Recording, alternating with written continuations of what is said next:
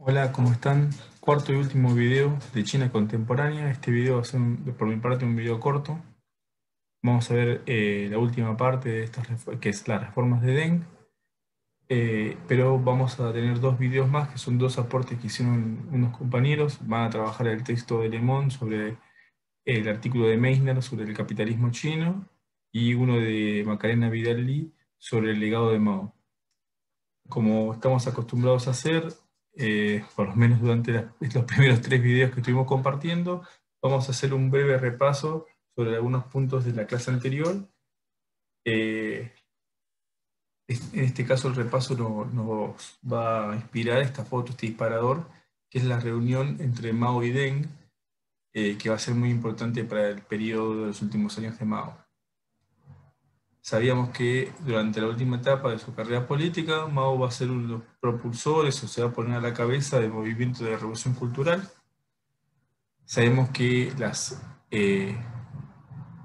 corrientes de pensamiento acerca del camino del socialismo dentro del Partido Comunista Chino son diferentes y una vez en el poder esas diferencias no se van a disolver, sino que van a estar latentes sin tensión. Hay algunos más etapistas que quieren desarrollo pausado y lento, que se vayan concretando las etapas eh, y los objetivos para llegar al desarrollo de una economía capitalista, después una revolución socialista. Otros que son partidarios de un salto muchísimo más rápido y acelerado, eh, a través de las fuerzas subjetivas, ¿no? Animando a las fuerzas de la revolución, a los trabajadores, a los campesinos, a hacer esfuerzos más grandes y cambios más grandes.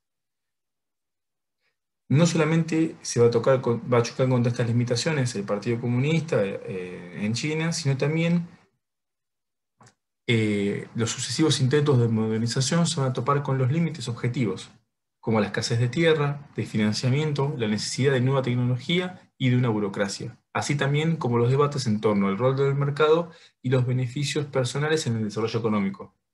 Esto va a ser interesante porque uno de los últimos enfrentamientos entre estas dos facciones va a estar atravesado bajo la revolución cultural. Muchos eh, de la facción más etapista van a ser purgados en estos campos de reeducación que estuvimos viendo en el anterior video, como es el grupo de Deng. Y hay muchos debates, un acontecimiento bastante polémico de la revolución cultural, eh, pero el diagnóstico de la mayoría, o el análisis de la mayoría de los autores, es que las consecuencias fueron negativas. Lo que pueden diferir es en las magnitudes del daño que se causó. La mayoría tiende a plantear que hubo un retraso en la economía de unos 10 años.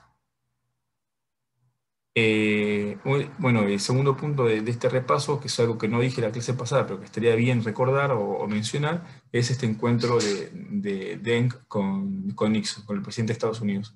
Yo le puse el nombre de diplomacia del ping-pong porque se logró este acercamiento a través de los equipos olímpicos de ping-pong. Se juntaban a jugar, junto con ellos viajaban los diplomáticos que hacían el intercambio hasta que se pudo concretar este acercamiento. ¿Cuáles son las condiciones objetivas para este acercamiento? Primero, desde la parte china, es el alejamiento cada vez mayor con la Rusia de Khrushchev, con ese momento de esa etapa, y busca un nuevo aliado económico y también político en el mundo. Entonces se empieza a ver con buenos ojos el acercamiento a Estados Unidos. Por el lado de Estados Unidos, vamos a encontrar, primero, que es una forma de romper el bloque soviético, eh, romper la unión entre estos dos grandes países del bloque soviético, que es China y Rusia, y acercarlo para su lado. Y por el otro, eh, después del fracaso de Vietnam, eh, están pensando una forma de replantear el tablero de la geopolítica en el mundo y poder establecer eh, un nuevo esquema de alianzas y de pactos internacionales que incluyan a China y de esta forma poder suavizar los vínculos o distender los vínculos con la Unión Soviética. Esto va a incluir el reemplazo de Taiwán del Consejo de Seguridad. Lo que era la China nacionalista pierde la banca y va a empezar a ocuparla la China comunista, va a integrar el grupo selecto de la ONU. y la rehabilitación de China a escala mundial, con el reconocimiento de la China comunista, ¿no? El reconocimiento de los demás países. Sabemos que Mao muere en el 76 y nos queda mencionar brevemente el último año de vida de Zhou. Zhou Enlai está en la foto que ya la habíamos visto en la clase pasada junto con Mao. Es uno de los primeros compañeros de Mao del partido y de la larga marcha. Viene de la vieja guardia del partido, pero que él, tras la muerte de Mao, ve la necesidad de modernizar al país y de alejarse un poco de los preceptos que había planteado Mao en la Revolución Cultural hacia un proceso de desarrollo económico acelerado. Va a plantear la necesidad de 4 modernizaciones: de la agricultura, la industria, la ciencia y la defensa, un plan que nunca va a poder aplicar porque ese mismo año muere, pero que va a llevar adelante Deng. Lentamente lo que va a empezar a permitir es que las regiones empiecen a autonomizar para poder organizar su propia producción, restituye el poder a los grupos técnicos y a la burocracia para que empiecen a coordinar los procesos productivos y ya no los grupos políticos, vuelve a permitir la remuneración por productividad y empieza despacito a desarmar lo que eran las comunidades campesinas y las cooperativas, y empieza a restituir las propiedades a los campesinos para que empiecen a producirlas de forma particular, vendiendo una parte al Estado y el resto pudiéndola comercializar en el mercado. Ese mismo año muere, en el 76 muere Deng. Uno de los últimos actos que hace es rehabilitar políticamente a la facción opuesta a Mao, que era la de Deng, que está acá en la foto en Estados Unidos, una visita que hace a Estados Unidos. Deng va a proponer continuar este rumbo de modernización y acelerarlo, y también impulsar las políticas de apertura internacional que ya había iniciado Mao en el 72. Yo le puse el título, ¿no?, de gobernar con las puertas abiertas. Si hace un siglo habían abierto las puertas tras la guerra del opio y las cañoneras inglesas, esta vez va a ser una elección propia abrir la economía hacia otros países en busca de financiamiento internacional y de inversión productiva en China. A su vez, va a intentar solucionar los últimos, o eliminar los últimos rasgos del imperialismo en China, que es la restitución de Hong Kong y de Macao. Pero va a postular un lema muy famoso en esa época, que es un país, dos sistemas. Para las recién incorporadas Hong Kong y Macao se les va a permitir económicamente conservar las leyes del capitalismo, pero bajo la soberanía de un país comunista con una ideología claramente comunista. Lo que buscaba Deng era obtener recursos y capitales del exterior que permitía desarrollar un plan acelerado de industrialización.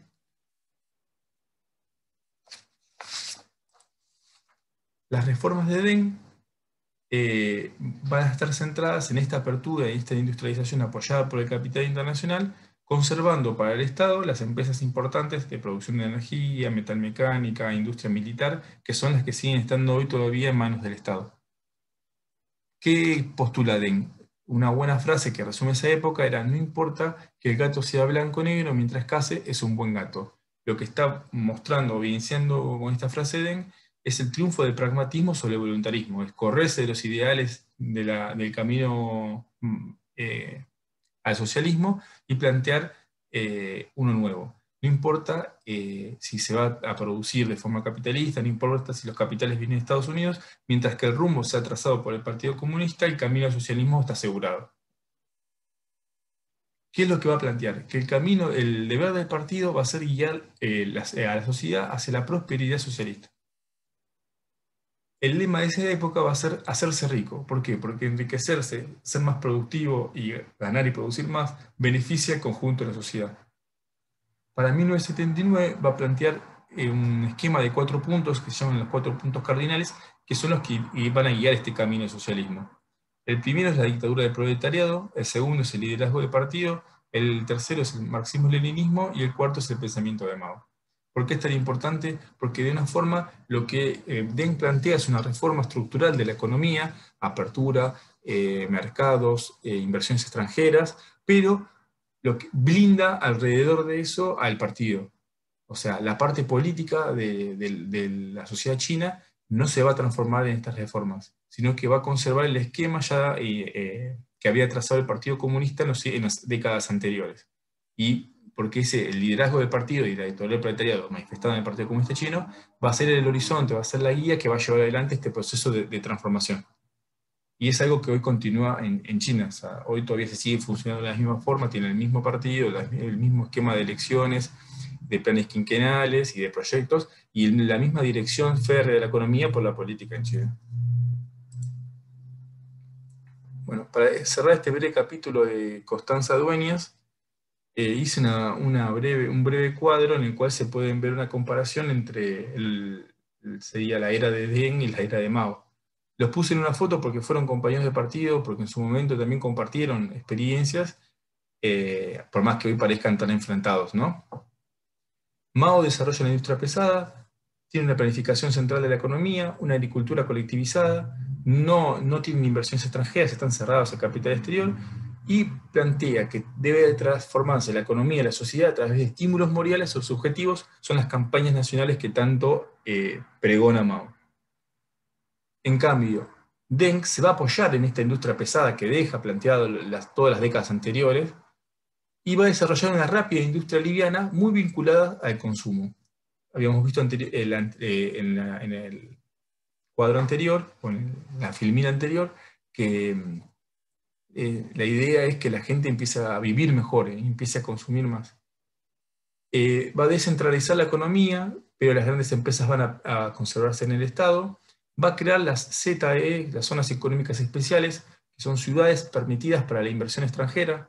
O sea, el Estado va a permitir que en determinadas ciudades puedan venir a invertir capitales de Estados Unidos, de Japón, de Europa, con la condición, con condiciones especiales. Van a tener leyes internacionales jurídicas que aseguren la propiedad, van a tener muy bajos controles estatales, muy bajas leyes laborales, y una de las condiciones va a ser que el Estado sea socio en la producción y que el 2/3 de la producción sea para exportación. Por último, van a permitir estímulos de mercado para motorizar a la economía. Bueno, para cerrar mi parte de estos largos videos de China, me gustó en la introducción del libro de Dueñas, que no la tenemos en la clase, pero bueno, es interesante verlo. Ella postula esta frase, dice que durante el siglo XX China vivió una constante revolución, 4 revoluciones incompletas, sucesivas, que permitieron el ingreso a la modernidad planteada por la civilización occidental. Ella dice 4 revoluciones porque plantea que hay una revolución política, que es la revolución de 1911 y 12, que hay una revolución cultural, que es la del 4 de mayo del 19, que hay una revolución social, que es la de 1949, cuando el Partido Comunista llega al poder y hace una reforma agraria y la sociedad completa, y una revolución económica que ya plantea a partir del 78 con las reformas y las transformaciones económicas de Deng. Yo me animaría a polemizar con esto, se los dejo picando para que lo vayan pensando ustedes cuando terminen de ver estos videos y leer y hacer los parciales. Si la transformación social y económica de 1949 no es una sola, no es una sola revolución. Y lo de Deng es un paso o un grado más de desarrollo dentro de ese esquema que se estaba planteando. Pero bueno, es una hipótesis.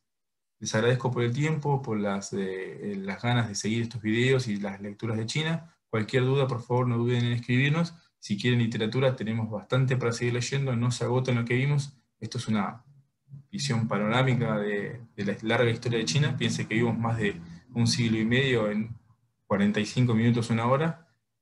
Y eso, nada. Muchas gracias y quédense porque vienen 2 videos más muy importantes que hicieron los compañeros.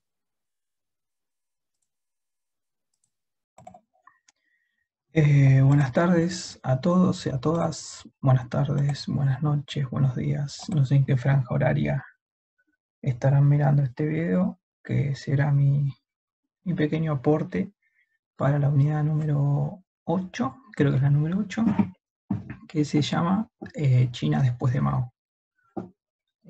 Mi pequeño aporte va a ser explicar brevemente el texto que se llama perdón, ¿Qué capitalismo es el chino?, de Maurice Meissner.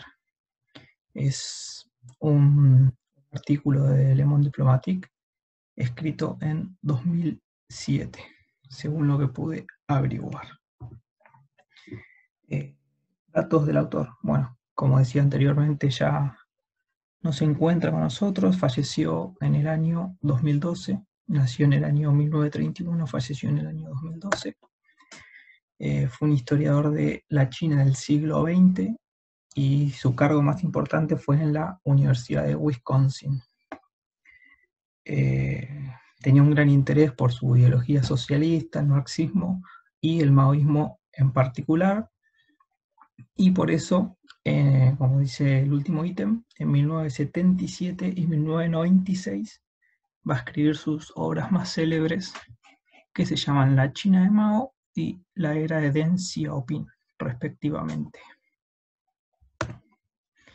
Ahora sí, para entrar un poco en contexto, vamos a hablar de Deng Xiaoping. Fue el máximo líder de la República Popular de China desde 1978 hasta sus últimos días de vida a fines de los 90.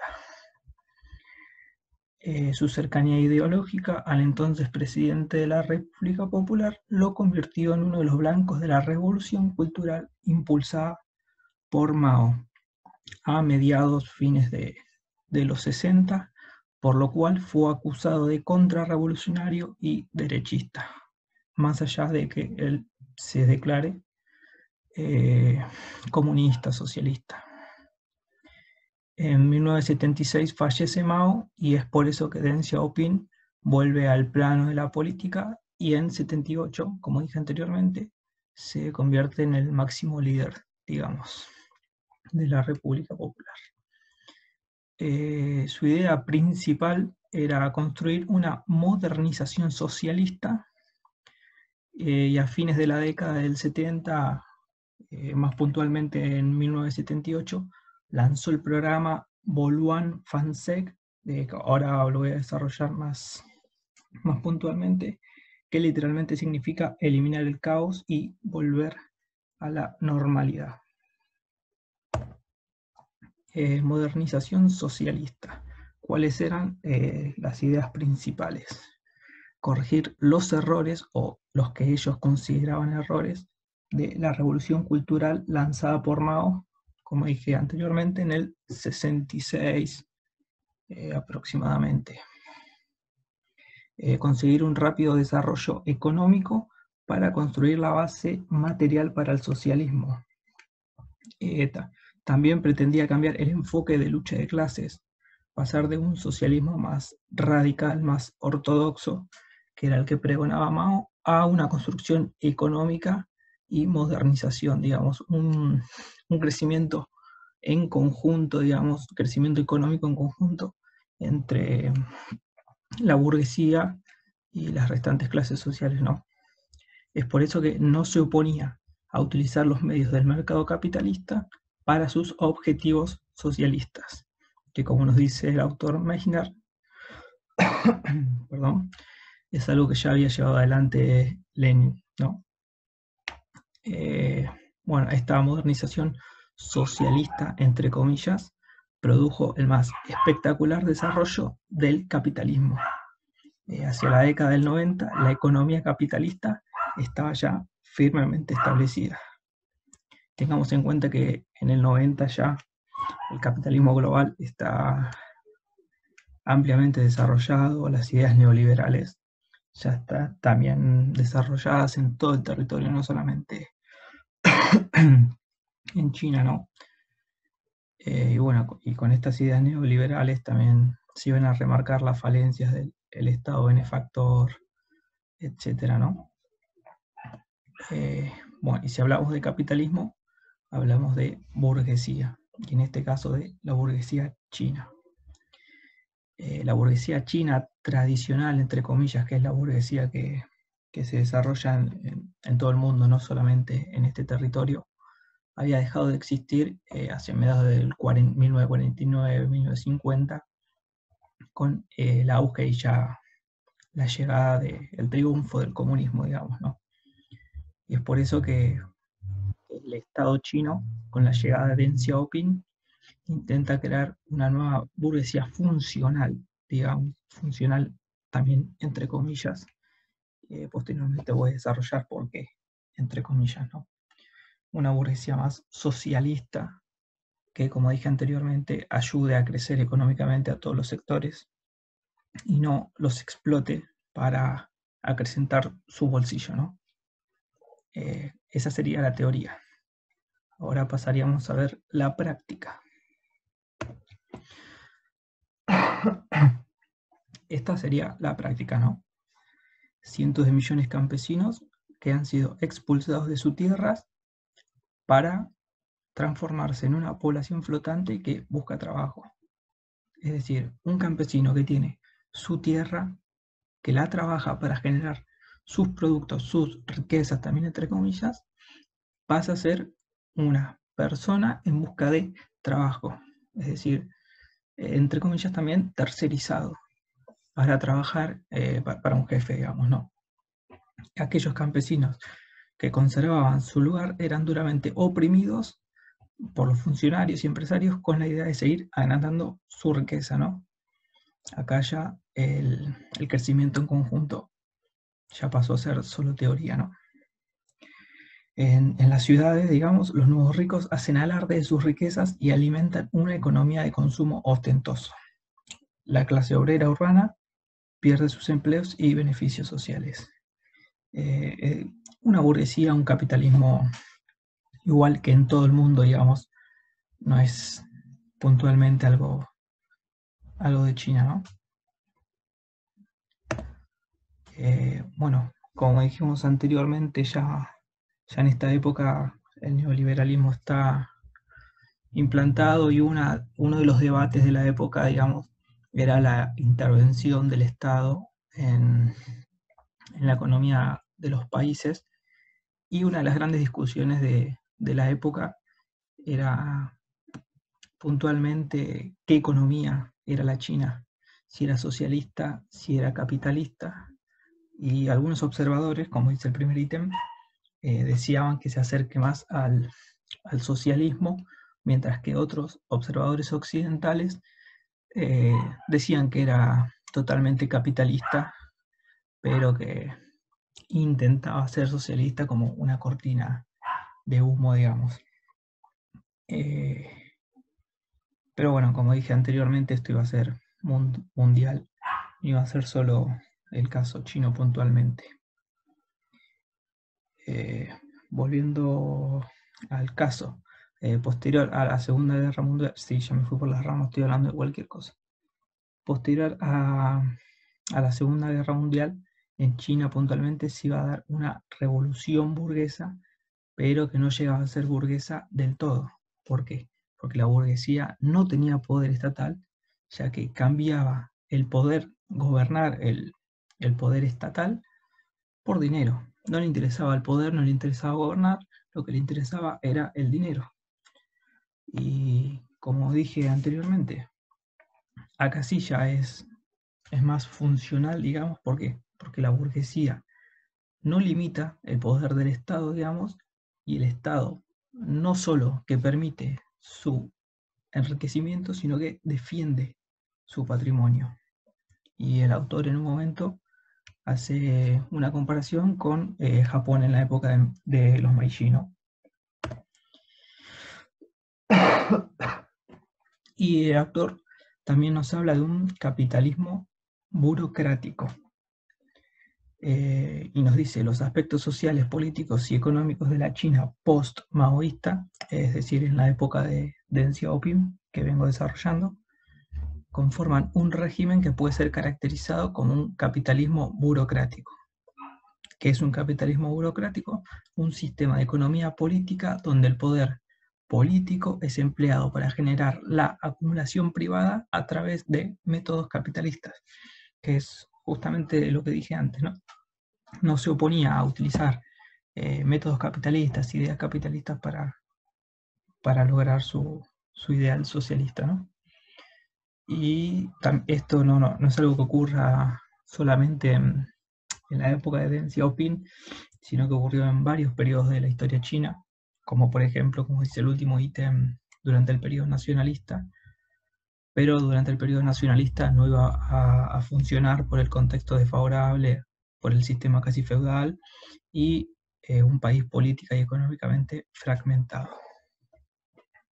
Y ahora por último son 3 ítems de citas textuales del autor que creo que no sirve de nada que se las lea textualmente.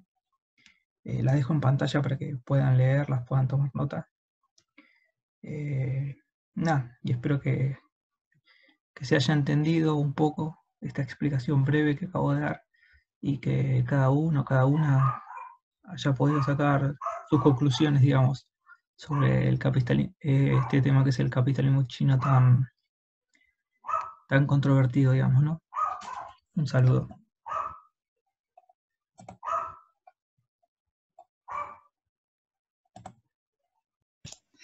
Hola, soy Pablo Prieto, compañero de ustedes en Historia de Asia, y voy a pasar a comentarles el texto de Macarena Vidal Ly, que se titula El legado de Mao divide a China 40 años tras su muerte. Bueno, para hacer una pequeña introducción, Macarena Vidal Ly es periodista corresponsal del diario El País de España en Pekín. También trabaja como corresponsal del diario La Nación y en todo este tiempo estuvo cubriendo desde Wuhan el tema de la pandemia. Bueno, pasemos a ver el contexto en el que escribe esto la periodista.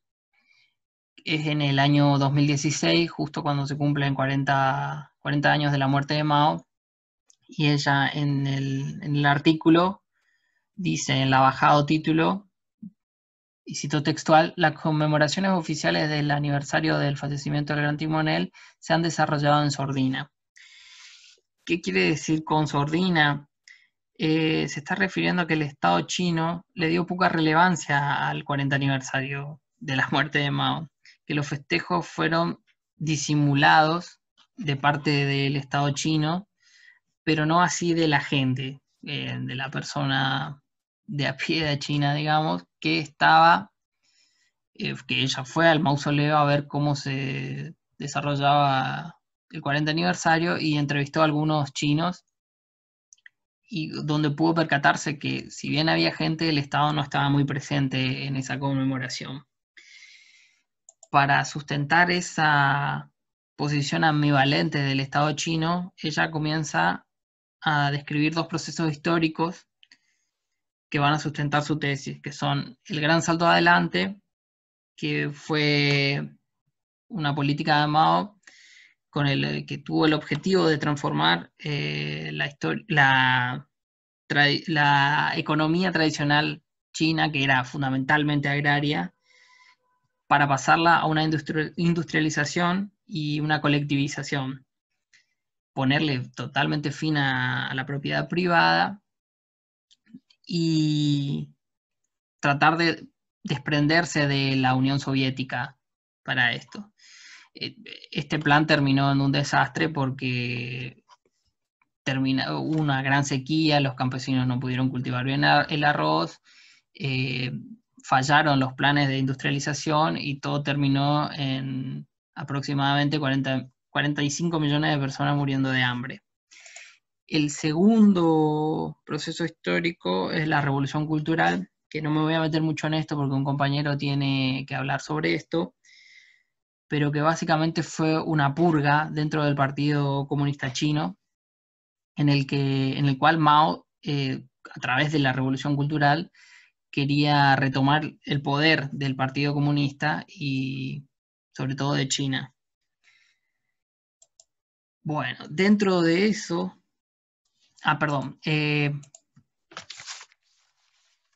dentro de la Revolución Cultural, ella retoma la figura de Bao Tong. ¿Quién es Bao Tong? Fue miembro del Comité Central del Partido Comunista, trabajó específicamente en la Oficina de Reformas Políticas durante la década de los 80, trabajaba para Zhao Ziyang. ¿Y quién era Zhao Ziyang? Bueno, también era un ayudante de Deng Xiaoping, que Zhao Ziyang fue secretario general del Partido Comunista durante el 87 y el 89, y que ambos dos, Bao Tong y Zhao Ziyang, terminaron expulsados del partido. ¿Por qué? Porque ellos estuvieron en contra de la represión en la plaza de Tiananmen durante el año 89. Por esto terminaron siendo disidentes y terminaron encarcelados. Zhao Ziyan murió, era bastante adulto, y Bao Tong todavía continúa en prisión domiciliaria. Macarena Vidal rescata un fragmento de los dichos de Bao Tong que dice, cito textual: "El mayor talento que tuvo Mao, creo, fue la destrucción. Destruyó la sociedad y las reglas existentes, incluida la cultura tradicional de China, la economía y el sistema político, incluso lo que él mismo creó. Lo que dejó fueron solo revoluciones, una vez y otra". Bueno, ¿por qué lo usa Macarena Vidal a Bao Tong? Porque sustenta la teoría del pasado oscuro de Mao, ¿no?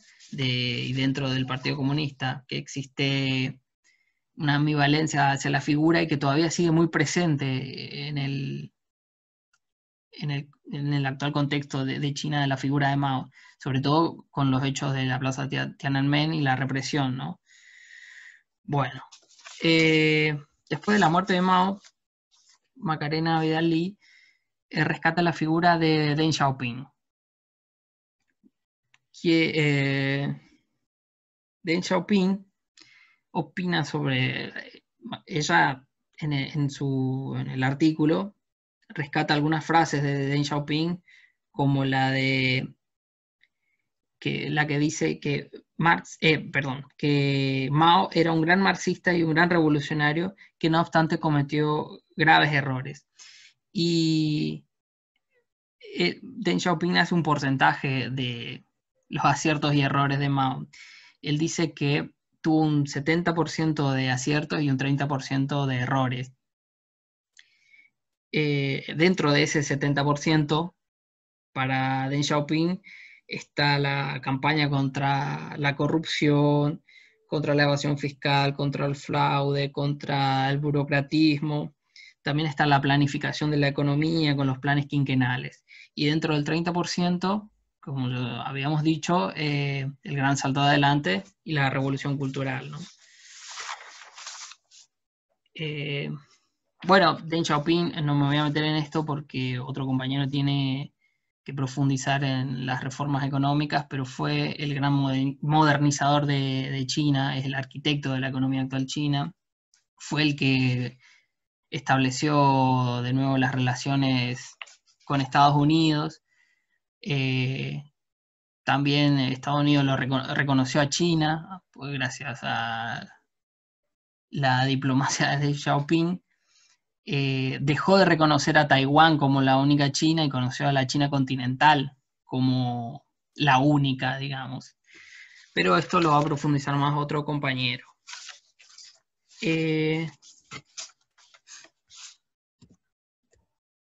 Como decíamos, las protestas de Tiananmen marcaron como que el legado de Mao continuaba presente con el tema de la represión y todo esto.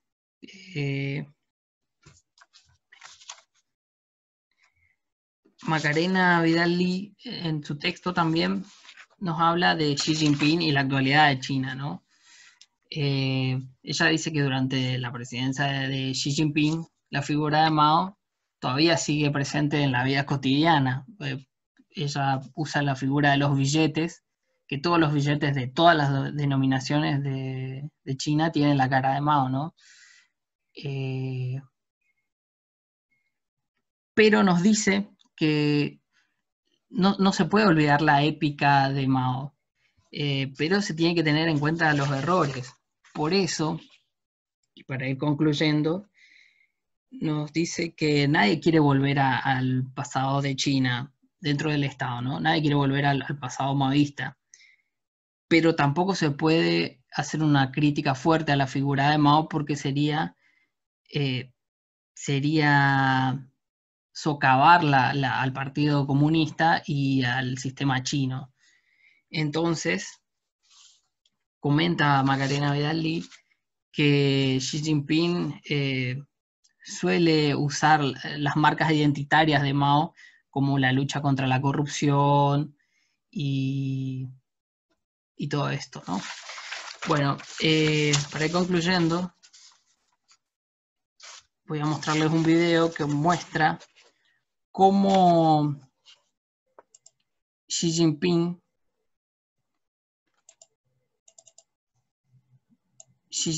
visita el mausoleo donde está Mao en el aniversario de su nacimiento, y cómo acá sí se puede ver al Estado presente dentro de, para conmemorar una fecha, ¿no? Que es justamente un poco lo contrario de lo que dice Macarena Vidal-Lee. También algo que no dice el texto de Macarena Vidal-Lee es cómo el gobierno de Xi Jinping comienza a abrirse un poco de la figura de Mao y comienza a resaltar otros revolucionarios como es Sun Yat-sen, y cómo comienza a utilizar el cine como herramienta política. Y para esto ya va por mi cuenta, está la película 1911 en la que actúa Jackie Chan, que salió justamente en el aniversario en el 2011, en el aniversario de los 100 años de la revolución, que refleja la rebelión de Wuchang que dio con la caída de la dinastía Qing. Sun Yat-sen es un revolucionario chino pre-Mao que formó el partido, el Tonmengui, un partido nacionalista, que bueno, terminó con la caída de la dinastía Qing. Esto muestra un poco cómo el gobierno de Deng Xiaoping se corre un poco de la figura de Mao y comienza a resaltar otros revolucionarios, pero sin socavar la figura de Mao. Sigue con ese 70-30, lo cual le vamos a dar por cierto la tesis de Macarena Vidal-Lee, que no se salen de eso y que la figura de Mao sigue teniendo mucho peso dentro del Partido Comunista y de China. Bueno, eso es todo. Muchas gracias.